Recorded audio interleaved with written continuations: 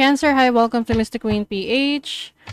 Titingnan natin what's coming to you in the next 30 days from the time na mapanood nyo ang reading na to dahil ito ay isang timeless reading. So anytime na mapanood nyo to, as long as makaka-resonate kayo, this reading is for you. Ayan, let's see. And if you're interested in private readings, meron tayong link sa description at sa pinned comment. Paki-check nyo na lang information kung paano mag-book for a private reading. And please subscribe to our channel to show your support, like, share this video, at comment na rin kayo kung kayo ay naka-resonate. Okay, let's see. Cancer. Next 30 days. What's the energy?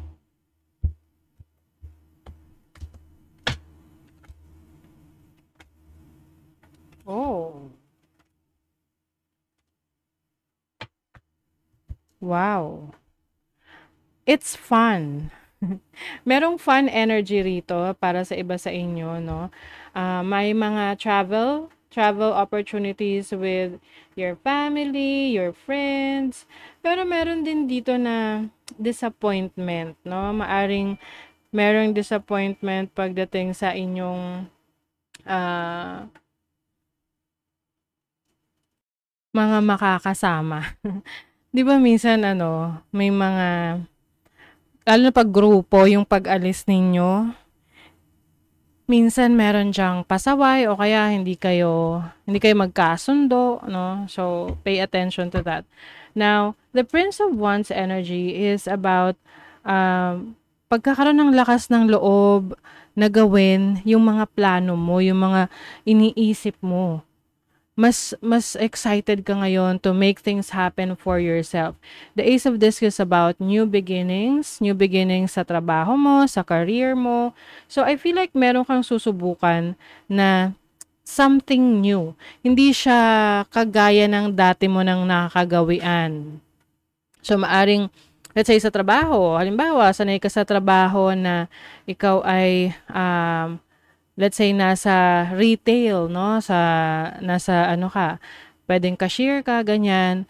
Or kahit anong work, basta yung trabaho mo na yon, kahit paiba-iba ka ng kumpanya, pare-pareho pa rin yung trabaho na nakukuha mo or ina-applyan mo. Pero ngayon, may babaguhin ka. So, it can be, parang change of a company or a total, parang change ng career path, ng industry. Mag-iiba ka ng industriya. Kung dati nasa, fashion, lilipat ka na sa food. Ganon. So, something new na gusto mong experience. And I think this is going to align to your goals, to your dreams, to your hopes, no?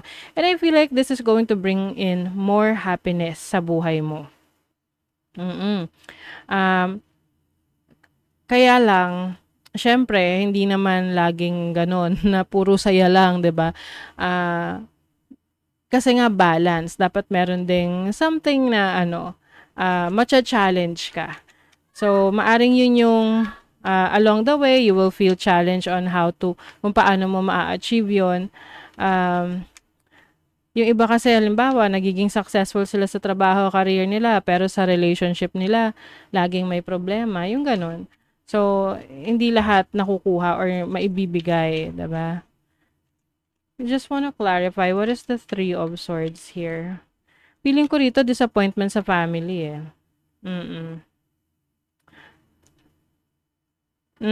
Meron kang ine-expect. Like, ine-expect mo na tutulungan ka, ine-expect mo na susuportahan ka, pero hindi niya binigay. So, kaya meron ditong disappointment sa person na to. Or sa sitwasyon na yun. Or meron ka inaasahan, or wini-wish, or goal mo na hindi mo makukuha. But it doesn't mean na malungkot na, no? Mas maraming blessings for you, mas maraming good things to happen kaysa dun sa mga disappointment. So, focus on the good, okay? Para yun yung mas manifest mo. Money, career, finances, power. Yung iba sa inyo, meron kayong wish sa trabaho na makukuha nyo kasi talagang talagang ineffortan nyo to. Yung iba sa inyo merong upgrade sa workplace, pagtaas ng posisyon, promotion sa trabaho. May isang ano, maaring meron kang authority sa workplace or isang business na mako-close mo, isang business deal. Kung nasa sales ka, makakapag-close ka ng malaking deal pagdating sa kung ano man yung binibenta mo. This will ano, bring in financial stability, financial security for you. Kasi yung iba sa inyo na master nyo na ang inyong skills eh. So you are kumbaga ina-apply mo na lang yung mga natutunan mo, yung mga na-experience mo. Sobrang lakas ng energy na to. Kumbaga ano, nag-a-align kasi ngayon yung kumbaga in alignment yung energy mo sa kakayanan mo ngayon eh. Like yung plano mo nag-a-align sa kakayanan mo. Let's say ngayon gusto mong maging example lang naman no, gusto mong maging ano makuha ang isang posisyon sa work na halimbawa head chef ganyan. O nag-a-align siya kasi maaring nag-aral ka, no? Nag-aral ka ng pagiging chef or nagkaroon ka ng may mga other courses ka na tinake na magsusuporta doon sa qualification mo. Ayun. So, talagang pinalakas mo ang iyong power. And then, your love life. Oh. Kaya naman pala, ito yung di ba sinabi ko sa inyo, minsan, sinaswerte sa trabaho, career, pero sa relationship, hindi. So, iba sa inyo, maaring meron ditong i-ghost ng inyong person. Yung bang parang akala mo okay na kayo pero hindi pala. May interest sa'yo pero pinaasa ka lang. 'Di ba? Pwede kasing na-excite ka lang dito sa energy ng person na to pero hindi pala. So, meron ditong immature na person. So, maaring the person that you're connecting with, ano siya eh, I'm sensing insecurity. So, since nagiging maganda yung takbo ng career mo, yung sitwasyon mo sa trabaho, sa kung ano man yung sources of income mo, nakukuha mo yung gusto mo. Dahil na lang sa pinaghirapan mo to, no, trinabaho mo. And if you have a partner na kung mapapansin mo, para siyang, mararamdaman mo yan eh, na hindi siya masaya sa ano, sa mga nakukuha mong mga success, ganyan. Ibig sabihin, insecure siya sa success mo. This can be your parang hidden enemy na secretly gusto niyang bumagsak ka. So, red flag yan. Iwanan mo na. Talagang Hindi, mahirap kasing makasama yung ganyan tao na okay lang kayo kapag siya yung nakakaangat. Pero pag ikaw yung nakakaangat sa kanya, masama ka na, parang ganon. So, pay attention to those people around you na hindi nila gusto na umaangat ka. Justice will be served. Kung ano yung dine-deserve mo, makukuha mo. Kung nag-effort ka, meron niyang rewards. Good cheer. Ayan, meron ka rin namang kaibigan or maasahan na tao na sumusuporta talaga sa'yo. And some of you, in the next 30 days, ipapakita sa inyo kung ano yung purpose nyo, yung inyong destiny. Mararamdaman nyo talaga na, ito pala, para pala ako dito. Kung ano man tong purpose mo that you need to, kailangan mong i-nurture, kailangan mong i-improve, alagaan.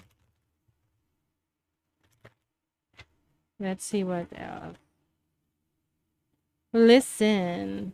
People start to heal the moment they feel heard. So, maaring meron kang taong kakausapin na talagang makikinig sa'yo and mas makakagaan sa kalooban mo kasi andun yung person na yun para makinig, hindi para i-judge ka. Or vice versa, meron kang kaibigan na magsasabi sa'yo, magko-confide sa'yo ng mga issues niya, problema niya. At with no judgment, makikinig ka lang sa kanya kasi gusto mo lang siya i-comfort. The truth. Truth is different Truth is different at different levels of consciousness, reserved judgment. O ayun nga, hindi ka magiging judger, judger talaga. Yung judgmental, ganon. So you will also see the benefit of the doubt and be open, no, sa mga iba, sa mga karanasan ng ibang tao na hindi porket hindi yun ang paniniwala mo, mali na sa'yo, no? So may kanya-kanyang paniniwala and you will respect that. Okay? So that is your reading, Cancer. Thank you so much. See you again.